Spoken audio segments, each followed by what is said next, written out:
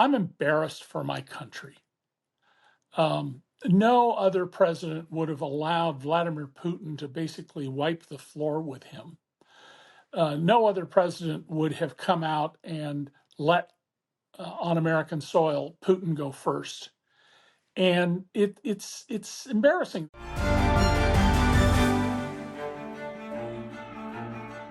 Hi, I'm Fergus McPhee and welcome to a special edition of the Trump Report on Times Radio. A reminder, you can watch us every day, Monday through Friday, on our YouTube channel. Now, joining me today is the Pulitzer Prize winning journalist David Cay Johnston. David, thank you so much for joining us. How are you? Glad to be with you. We're glad to have you. Now, I mentioned it's a special episode, of course, because we have just watched the, some might say, historic press conference between Donald Trump and Vladimir Putin. At the time of recording here in London, it is about midnight. I think where you are on the east coast of America, it's about 7:30. The main thing to come out of the meeting, there was a press conference afterwards between the two leaders, Putin and Trump. It wasn't really much of a press conference. They just gave very short statements. And Donald Trump said that no ceasefire deal has been agreed yet. Now, beforehand, he said that he wouldn't be happy if it hadn't been agreed. I don't think I heard the word ceasefire once, David. Did you? No, not at all. But what was highly significant is that the person who spoke first was Vladimir Putin. It is well established in diplomacy that the leader of the host country speaks first. So I think this tells us more about how much Vladimir Putin played Donald Trump here. And Putin started off talking about the fact that Alaska used to be part of Russia. We bought it from the Russians at the time of the Civil War, shortly after. And that clearly is designed to give a message, certainly to his home. Borders are flexible. You know, we think we should take back Ukraine or a big part of Ukraine and put it under the Kremlin's boot, and that's just fine. He then, as I had predicted ahead of time, buttered Donald up in public. From many, many negotiations with Donald Trump going back almost 40 years, I can tell you that he's not a good negotiator, and that if you know how to flatter him, it's easy to get what you want out of him because he's this empty vessel that's constantly in need of assurance. So I think that we heard from Putin first is very, very significant. Second, Putin was very grinning and happy. Donald was not quite stone-faced, but fairly rigid. I was going to say, I very rarely seen Donald Trump look so downbeat, I thought, and sound so downbeat as well. Correct. And he may be tired. I mean, remember, Donald is 79 years old. He's not in good health. So he may simply have been tired because he arrived shortly before the meetings began. The second important thing is that originally Donald Trump and Vladimir Putin were going to meet alone except for a translator who would almost certainly have been a Russian translator. That's incredibly dangerous and bad.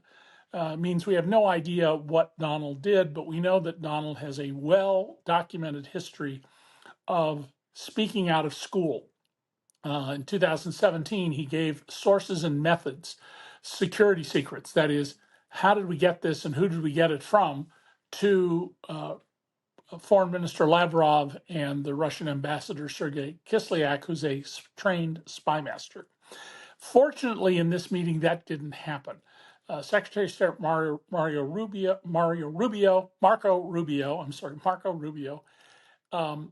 emissary Steve Witkoff, who in a lot of ways looks to be the real Secretary of State under Donald, and at least one other American official was in the room.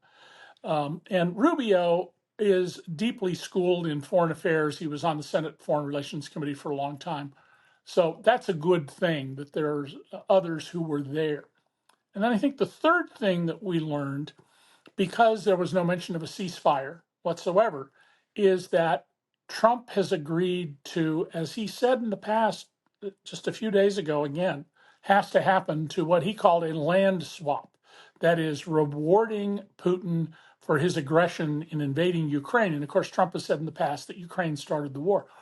I think we did learn some things. And of course, once Trump speaks to Zelensky, to the leaders of selected European nations, almost certainly Keir Starmer, maybe not the president of France, um, things will begin to leak out from this meeting, but it's not going to be good for Ukraine. That's the one big thing. The smile on the face of Putin told you is this is not good for Ukraine. And obviously, yeah, Donald Trump said that he would be speaking to his European counterparts. But I think one of the lines that came out from Putin's first speech at that press conference, he sort of said, oh, I really hope that the European allies don't torpedo the progress we've made. Which, that sounds to me like, yes, a little bit of a giveaway that this is not going to be popular with. So, very much sort of a take it or leave it. By the way, I would not dignify this calling it a press conference. They took no questions. They were statements that they read. Clearly, Putin's statement was prepared and Donald's was off the cuff. That's exactly what I would expect from Donald. There's one other important issue here. Much of the conversation by Putin was exactly what I had predicted in advance it would be. He talked about commercial ties and doing business with America. And Donald wants to be able to say not only that I should get the Nobel Peace Prize, he claimed a few days ago that he's stopped 6 wars in 6 months. What? Um, but he loves to say, well, the British are going to invest so many $billions in America. And they said, oh, thank you, Mr. President. We're so thankful that you got us to turn this money over for you. He claims control of money. I mean, it's all nonsense. But I was certain that Putin would go at Donald by saying, we could be having wonderful business relationships. We could be buying and selling goods and being business partners. And lo and behold, that's exactly what happened. How does that make you feel as an American? Because I've spoken to quite a few guests on this show about how sort of Donald Trump, maybe like no one else, uses business as a means of sort of foreign policy. And it was quite extraordinary to even in his speech at the end hear Vladimir Putin mention sort of commercial deals. Well, Donald Trump has no idea what's in the American Constitution. He has said, I have an Article 2, that's the executive section of the Constitution. I have an Article 2 that says I can do anything I want. It says nothing of the kind. He is openly violating what's called the emoluments clauses. He's not supposed to get money from any state or local government in the US or any foreign power. He's become a multi-billionaire. After years of my showing he wasn't a billionaire, no question, he's a multi-billionaire through what are essentially extortion rackets he's running now that he's back in the White House, involving the stable coins and meme currencies. And in the meantime, his principal company just had to make a disclosure that in essence says, by the way, you can't trust our bookkeeping. Our accounting records are not reliable. I'm shocked that this has once again become an issue with Donald Trump, that his books and records are not reliable. Mostly, take off my hat as a journalist and an academic, I'm embarrassed for my country. No other president would have allowed Vladimir Putin to basically wipe the floor with him. No other president would have come out and let on American soil Putin go first. And it's embarrassing. This is what happens, however, when you get an appallingly ignorant and deeply mentally ill man in the White House. And as one of my European friends said to me when Trump got in the first time, and I was expressing concern, he said, oh, look, in Europe, we've had crazy kings and dictators for forever. You just took you a long time to get your first one. But that's what we're seeing here. An utterly incompetent negotiator on one side against a former KGB colonel. Does he deserve any credit at all for getting him in the room, getting him on camera, speaking? I know we obviously didn't take any questions, obviously, from journalists. Well, on that point, I think we have to wait to see what comes out of this. If what comes out of this is positions haven't changed, Trump has simply surrendered to Putin, which it looks at the moment like a highly likely outcome, then no. If, on the other hand, there's some development they're not talking about and it leads to some reasonable resolution of this, which may not be exactly what Zelensky and the Ukrainian people want. It may be giving up those parts of the East, the Donbass, that are ethnically more Russian than Ukrainian, then that would be a good thing. I would also watch closely in any future developments. There are a minimum of 20,000 Ukrainian children who were kidnapped by the Russians and who they are now online basically offering to give away, And any settlement that Zelensky would agree to would almost certainly have to agree a complete return of every single child and documentation of those who've died in Russian custody. So, not a word here, though, about the fact that this is a war of aggression that was entirely of the choosing of Putin. He was not under attack. There was no effort to attack him. He complains about NATO. NATO has never done anything but be defensive. And there's no credible evidence that there was any other plan by NATO than to be offensive. There's one other thing that would help Russia that Trump may have given them. Russia is able to sell oil to those places where it doesn't have to put it on ships. They've cheated some there, but principally it's got to be land pipelines. India has been a big beneficiary of this war. The Russians have been buying some military equipment from them, but more importantly, India, a developing country that was the richest country in the world 500 years ago, along with China. India is buying oil from Russia at roughly a 20% discount to the world price. Since India has little to no liquid fossil fuels, this is an enormous subsidy, a very powerful subsidy. And if there is a resolution brought, and if Trump backs off and says, sure, sell all the oil you want to India, they're going to pay the world price. That will not be great for the Indian economy, especially with the 50% tariffs Trump has ladled on, which, by the way, he has no authority to do these tariffs. They're being challenged in court. Only the American Congress can do so. And it might be useful for your audience to know that, this is the second American republic. The Germans had the Third Reich under the Nazis. The French call their current government the Fifth Republic. We're the second American republic. And we overthrew the first one peacefully and instituted the Constitution primarily so we could tax ourselves through our Congress. The original government had no power to tax and no power to regulate commerce, which can be seen as a kind of tax. And so Trump has, with a very limited exception that's short term, no authority to impose tariffs.